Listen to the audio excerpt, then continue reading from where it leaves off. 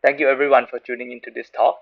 This is Joy Work with Badih Ghazi, Noah Golowich, Ravi Kumar, Rasmus Pagh, and Ameya Velingke. We study the setting of distributed analytics. In this setting, there are end users and there is the analyzer. Each user I receive an input xi. Based on the input and his or her private randomness, the user produces a message yi. These messages are then sent to the analyzer, who use them to produce an estimate of some function f on x1 to xn. For most of this talk, we will just consider the case of binary summation, which is a very simple task. Each xi is simply a binary value, either 0 or 1, and the function that we want to compute is just the sum of x1 to xn. Furthermore, we would like to do this task privately. And the notion of privacy we will use is the notion of differential privacy by De Walk et al. Intuitively speaking, differential privacy says that changing a single user input shouldn't change the distribution of the output of the algorithm too much.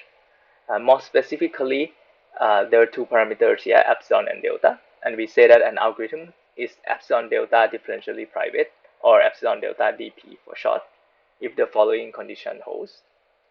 For any neighboring dataset x and x prime that differ only on a single user's input, and for any set S of possible outcomes of the algorithm, the probability that the algorithm output any outcome in S on input dataset X is at most e to the epsilon times the same probability on the input dataset X prime plus delta.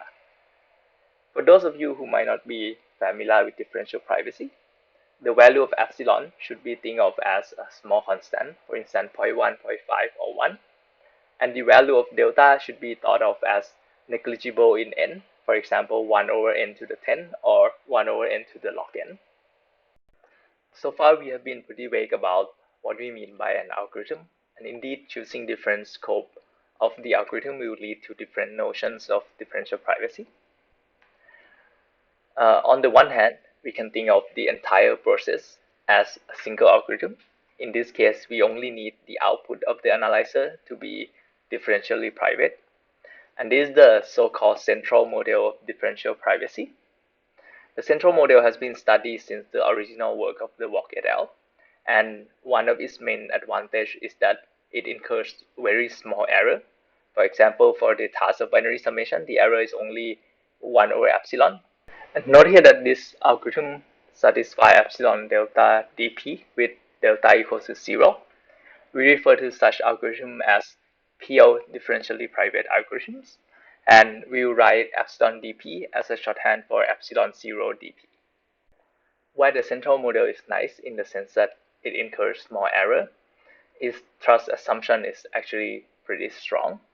Specifically, in this model, it's totally possible for the analyzer to see the user's raw input, and this might be undesirable in some cases. On the other end of the spectrum, there is the local model, where each user's randomizer is thought of as the algorithm. In this case, we would like each message yi to be differentially private. In terms of trust assumption, this is really great because everything that is sent out of the user's device is differentially private. But the downside of this model is that typically we have to incur a large amount of error. For binary summation in particular, the error is square root n, and this is known to be typed. So this large gap of error between the local model and the central model has motivated researchers to look for other model of privacies that maybe achieve better trust assumption than the central model, but doesn't incur as large an error as the local model. And the focus of our study is one such model called the shuffle model. The setting is almost the same as before, except that instead of the messages yi's being directly sent to the analyzer, there is now a shuffler sitting in between who takes all the messages and randomly permute them. These permuted messages are then sent to the analyzer. The requirement in this model is that these shuffled messages have to be differentially private, or equivalently, we require the multi-set of messages to be differentially private. This model has been referred to by several names in literature. For example, in cryptography, it is sometimes referred to as the anonymous model. In the differential privacy community, it's either referred to as the encode shuffle analyze architecture or the shuffle or shuffled model. One of the reasons that make the shuffle model compelling is the so-called amplification by shuffling theorem, which was first proved by Glinson et al. And later generalized by Badih et al.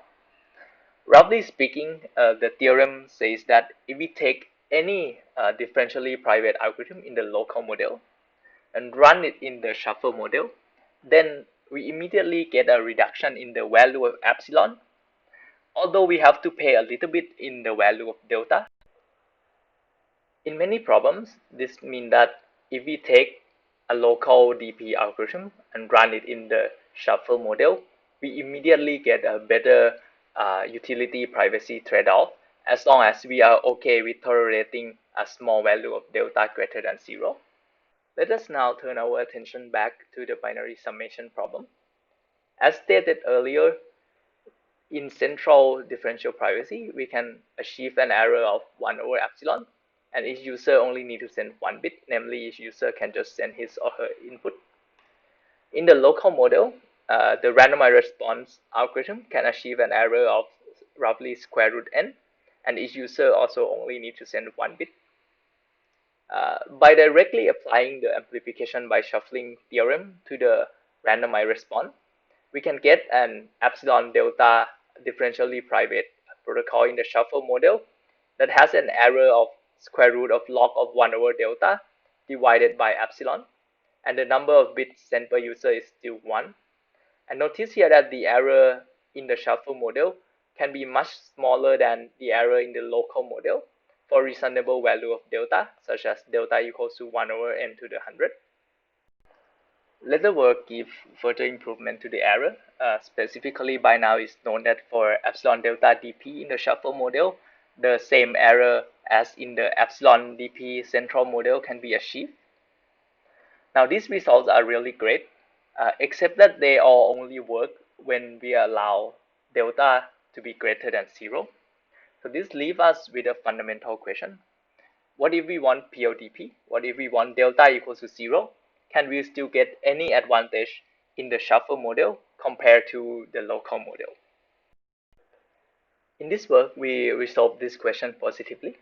Specifically, we give an algorithm that is epsilon dp in the shuffle model that achieve an error of 1 over epsilon to the 1.5. Notice here that although the error is still not tight, it's not the same as 1 over epsilon in the central model, it's a vast improvement over the square root n error in the local model. Now, our algorithm actually requires each user to send roughly log n bit of information. So one might be wondering whether this log n is necessary. So we give a partial answer to this question.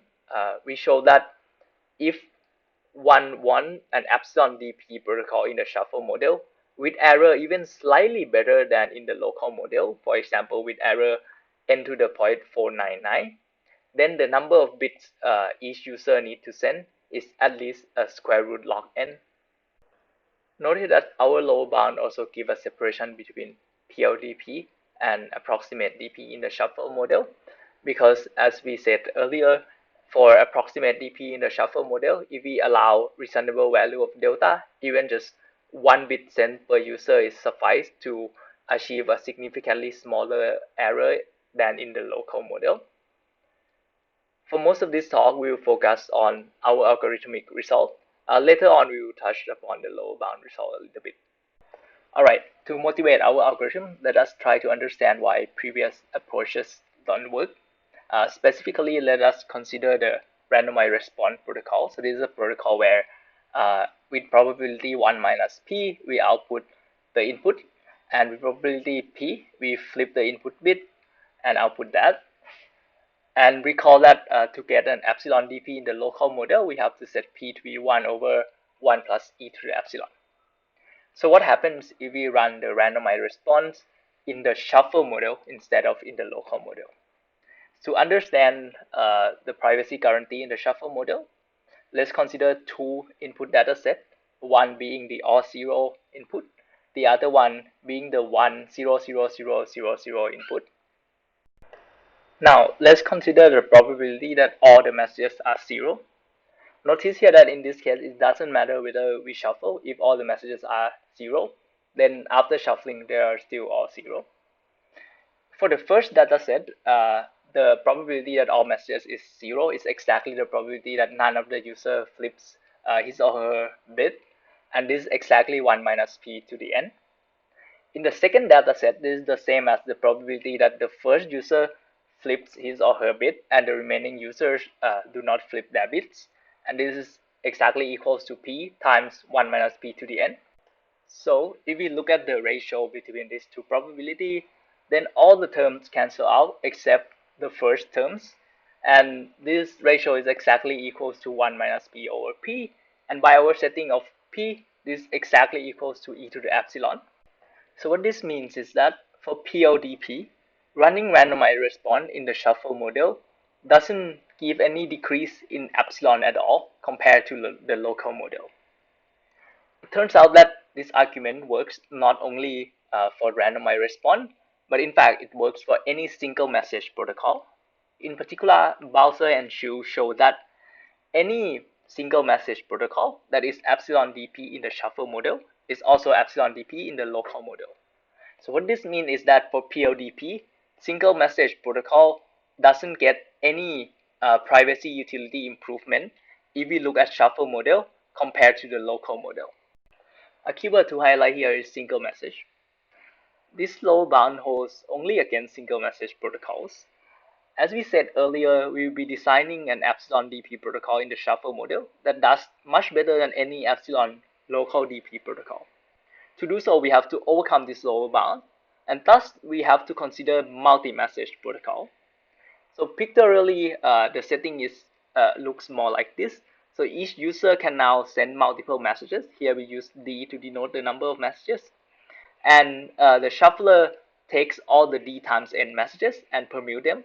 And the requirement is the same as before, that these permuted N times D messages has to be differentially private.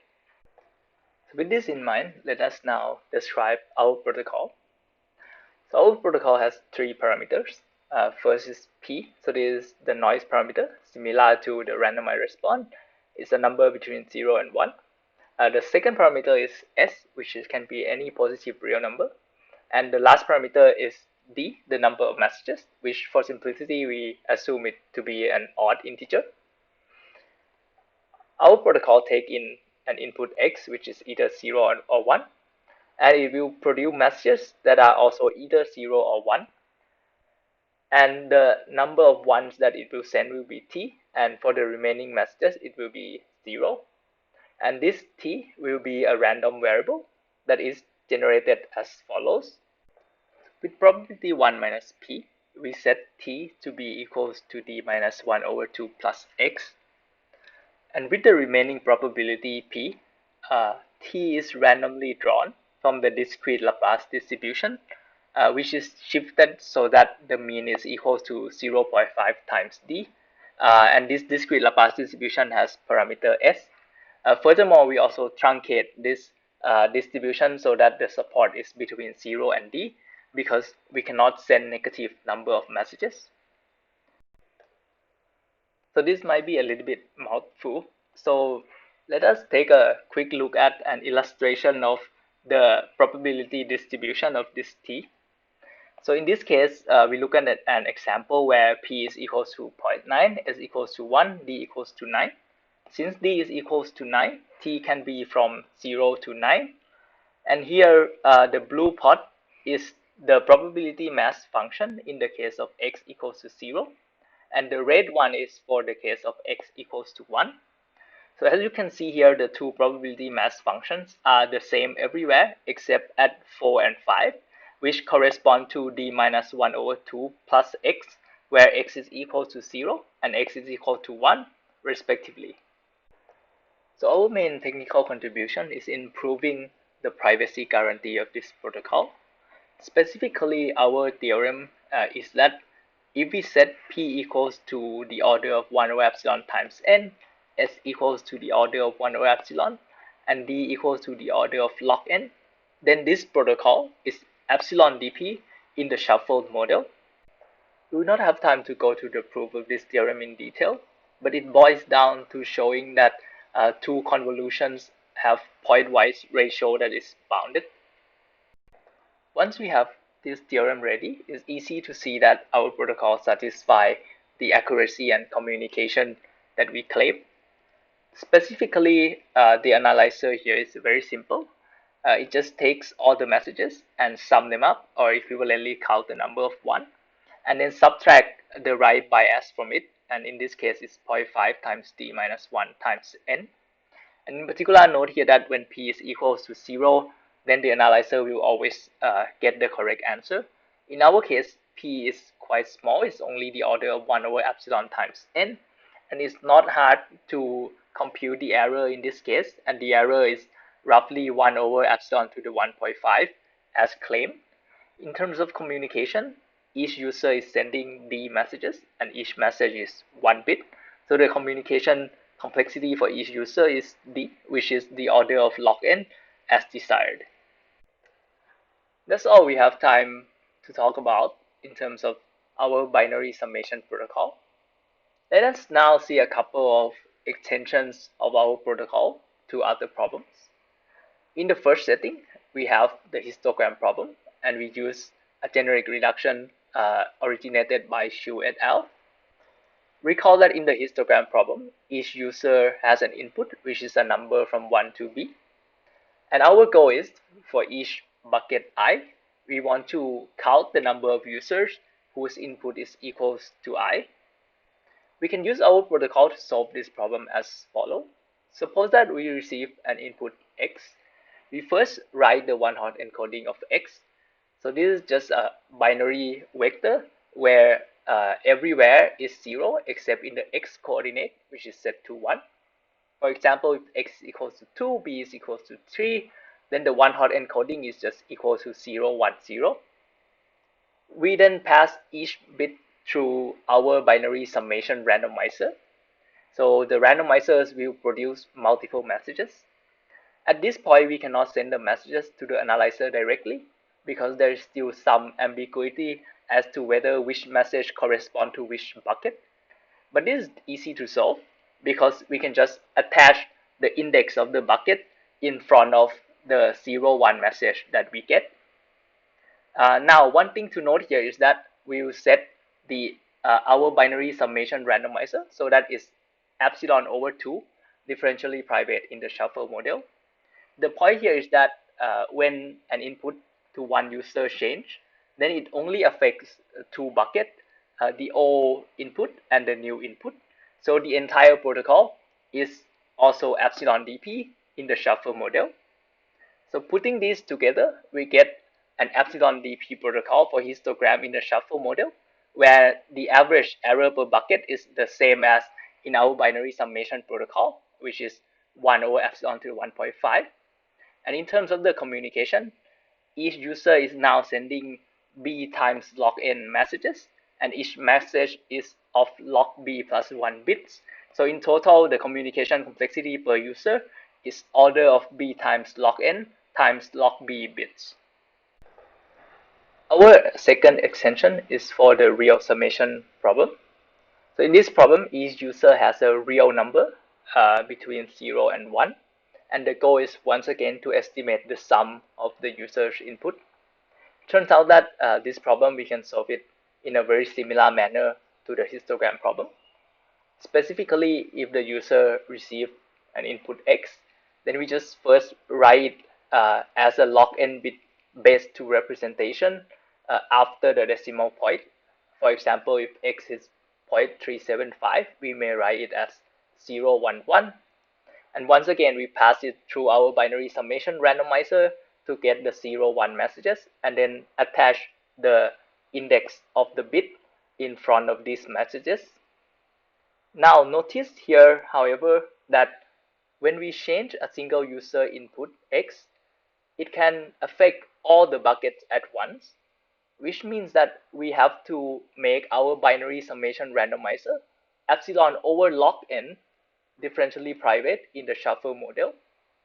However, this leads to an error that is polylogarithmic in n, which is not we want, because we want our error to be independent of n and only depend on epsilon. We solve this problem by allocating different privacy budgets to different bits. Specifically, we select our privacy budget to be a geometrically decreasing sequence. By selecting the ratio appropriately, the error also becomes a geometrically decreasing sequence, and hence their sum is just of the same order as the error in the binary summation randomizer, which is order of 1 over epsilon to the 1.5. Putting these together, we get an epsilon dp protocol in the shuffle model for real summation that has error order of 1 over epsilon to the 1.5 and communication complexity per user, which is poly log n, similar to in the case of binary summation. Alright, in the remaining time, let us discuss a little bit our lower bound. Recall that here we show that for any epsilon dp protocol in the shuffle model for binary summation that achieve errors slightly better than in the local model, for instance n to the 0.499, it must have a communication complexity per user that is at least square root of log n. Okay, so how do we prove such a lower bound? Let us now outline some key ideas. We will not go into any detail here, and we will be a little bit informal. Our inspiration comes from the lower bound for single message protocols that we saw earlier in the presentation. This lower bound in some sense works because when we look at the numerator and denominator, there are a lot of multiplications happening, and they have a lot of common terms with which cancel out, and that kind of makes things nice and easy to deal with. So in some sense, this lower bound tells us that we want multiplicative things because they cancel out nicely.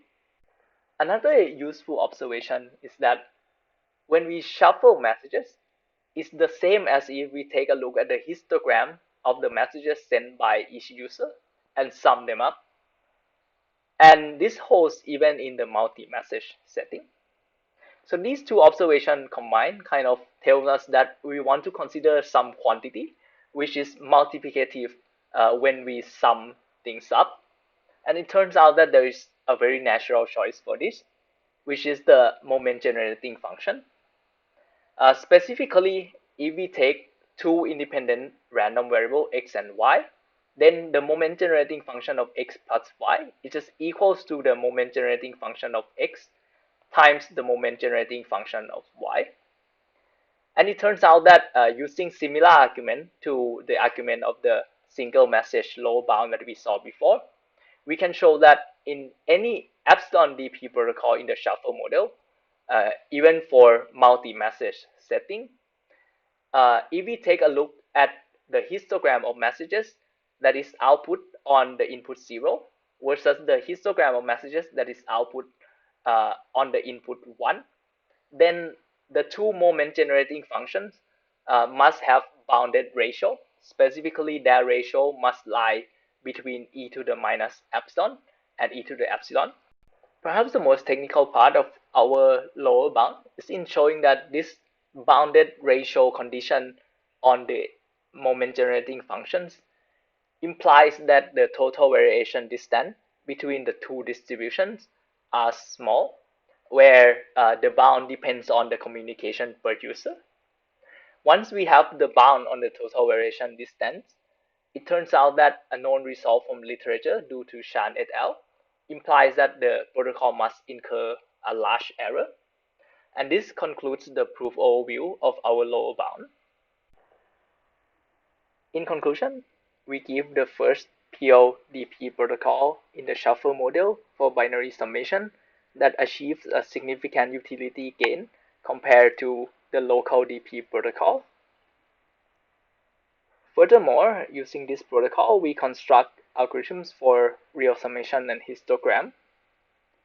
In terms of lower bound, we show that any PO-DP protocol for binary summation in the shuffle model that achieves significant utility gain compared to the local DP protocol must incur a communication complexity of at least square root of log n per user. There are still many interesting questions that remain open after our work. First and more open-ended is to make PODP protocols in the shuffle model more practical. Specifically, our analysis in the paper is not very tight, so it would be nicer to get a tighter analysis or to come up with a new protocol altogether that is easier to analyze. Another direction also is to try to get a generic tool to analyze PODP protocols in the shuffle model. Recall that for approximate DP, there is the amplification by shuffling theorem that can be easily and conveniently applied to any local DP protocol. It would be great if there is a similar kind of statement for PODP protocols as well. Theoretically, there are also still a lot of gaps in terms of errors and communication complexity that are open. In terms of error, our protocol achieves an error that is 1 over epsilon to the 1.5, whereas in the central model, an error of the form 1 over epsilon can be achieved. So can we close this gap? In terms of communication, first, for our binary summation, there is a gap of log n in our protocol versus square root log n in our lower bound. It would be nice to close this gap. Second, which is a larger gap and perhaps more challenging to solve, is the histogram problem. Here, our protocol has communication that grows linearly with b, the number of brackets, whereas the only lower bound, which is the trivial lower bound, is order of log b. So what is the right answer here? Finally, in the real summation case, our protocol use log cube times n bits per user, whereas the only lower bound, which is again the trivial lower bound, is log n. So it would also be nice to close this gap. And with that, thank you all very much for your attention.